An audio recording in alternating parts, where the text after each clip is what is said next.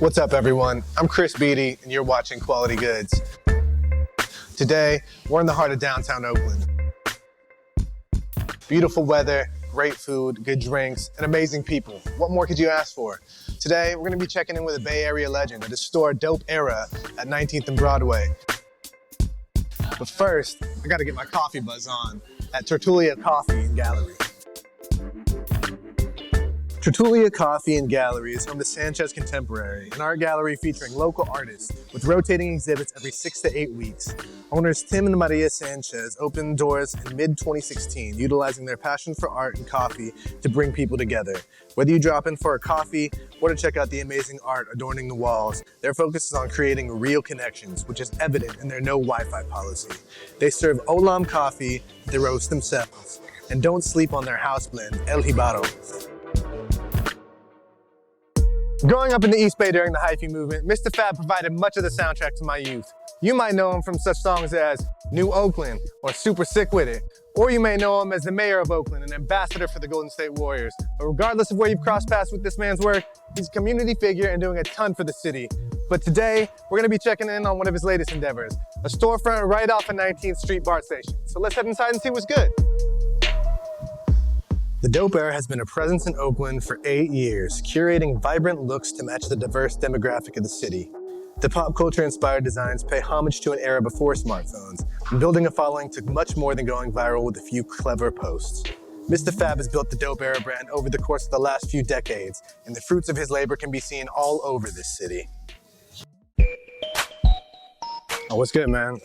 Yeah, thank you so much for having us down, man. Appreciate you coming. My first question for you is, from riding the yellow bus to front row F.A.B, you have seen and done a lot for this community. But what would young F.A.B think about the lifestyle that you've cultivated here? Dreams do come true. I would be thankful and I would tell him, man, thank you for, continuing the dream and taking the baton and keep going. Yeah, persistence is huge, man. But when did apparel become one of the main focuses of the Dope Era brand? Well, the Dope Era brand was based off a thought that was created between me and my family members. My brother had his clothing line already going, and he was like, well, I can create a few designs. He created a few designs. We hit the streets, and then it became fun to me. It became interesting, and now it's a challenge. It's a challenge to say, can we remain relevant? How will we continue to consistently utilize our clothing line, not just to make an impact through fashion, but through utilizing the clothing and the brands as not only fashion statements, but utilizing this platform to address certain issues. So you grew up during the Dope Era, but you helped usher in a movement known as the Hyphy era. Now, do you think that there are still remnants of the Hyphy movement going on today, or is the East Bay undergoing something totally new? One thing that I do believe is energy doesn't disappear. Things are still here, regardless, whatever they name it. The new day and age of the artists that are coming up here are amazing. They're making great music. They're actually reaping some of the benefits of the hard work that they're doing. They're touring. They have merchandise. They have a big fan base.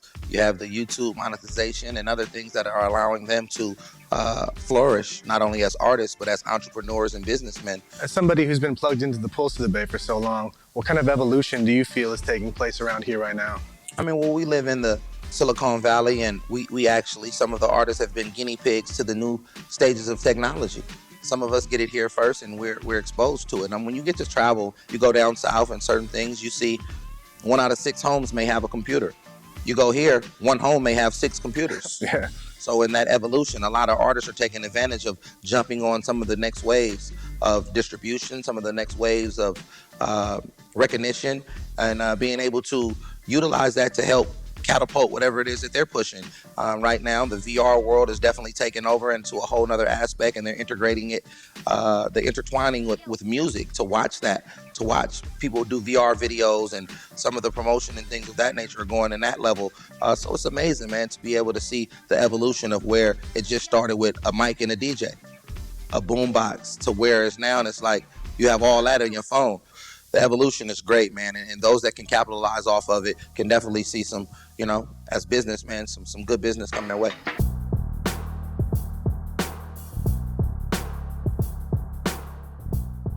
You've been known as the Freestyle King. How did that evolve into writing a book? At the end of it, when history goes and none of us are here anymore, what will you be remembered as? And I think it's pivotal that we write our own history, that we write our legacy, and we explain it the way that we explain it. 100 years from now, you can go back and research things that I wrote from my mind, not what everyone else wrote about me. Like this book is like some hood Deepak Chakra stuff. We capture the modern day philosophy through what it is in our music. That's what the rappers would be looked upon as. I like that, man. You know, we write our own history. Most definitely. Yeah, and your book is filled with a ton of positive insight, and I started my day with it on multiple occasions, so Thank you for bringing that positive energy into my life. That's dope, thank you. I really enjoyed that you use your platform to give a voice to the community. And speaking of giving the community a voice, I had the recent pleasure of attending the Dope Era Poetry at the Gallery Art Bar. Now, what inspired you to host a weekly poetry event? Well, when I was young coming up, poetry was my only form of expression. It was a great way for me to jot down my dreams. My journal became more so my inner chronicles of what it was that I wanted to happen and what I wanted to do. And I began writing, and poetry began to relieve some of the things that was going on in my mind to help smooth out the anxiety and alienation and other things that I had been experiencing as a child. In my latter years, I got a chance to attend this place called the Java House, which was a platform created by Dwayne Wiggins of the multi-platinum selling Grammy Award winning group Tony.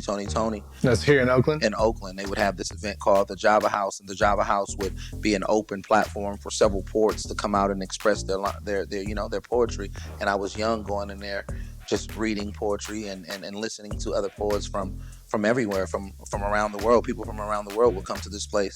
I talked to a few friends of mine that was interested in cultivating a spot. We were blessed to have a colleague of mine, a longtime friend who actually owns the place, 310 Gallery, and he said that he would allow the doors to be open for us to do so. I really dig the vibe over there. I will be getting on the mic. That's dope. Soon. For sure, Soon. For sure. One last question before you go. I know you're a busy man. As Dubs fans, with all the player movement and team movement, what do you think about the upcoming season? I'm anticipating it. It's as any other fan would be anticipating it. I'm not going in with any fixed emotion towards it. One thing I do know is by personally having a relationship with several players, doubt destroys some, but it actually builds others. We have a group of guys in the cast that have always been doubted. They became champions. They've took those chances. They're bettering it. I actually like our chances this year by being the team that everybody doesn't have the target on, and everybody wants to beat, and everybody wants to say, "Oh, look, yeah, we beat the Warriors." We beat the Warriors. You know what I mean? Okay. So now we have that we have that target off of our backs. We can go out and go play basketball. Somebody that's been doubted, I've been doubted my whole life, but every time I continue to rise. So when you ask about how do I feel about the Dubs, I feel like they will always continue to rise. You heard that, folks. Don't write them off. Sure. Well, man, it's been a pleasure chatting with you here at your store, but I've seen a lot of dope stuff that I think I got to pick up something for myself. It's all good. So thanks again, man. We're away. Appreciate you. Appreciate you. Thank you, man. Ooh, nice touch with the embroidery. I gotta have this.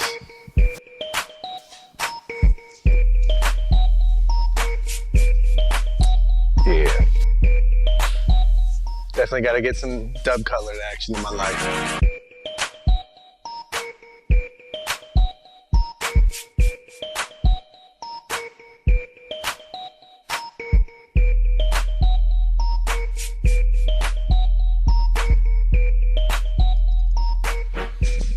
It was great to chat with a Bay Area legend with his roots planted firmly here in the heart of Oakland. Don't forget to like and subscribe to Quality Goods on YouTube. Follow us on Instagram, and don't sleep on our podcast. Thanks to everybody at Dope Era for always showing us love when we slide through. It looks like I gotta take this, but I'll see you on the next episode of Quality Goods. So what's up, man?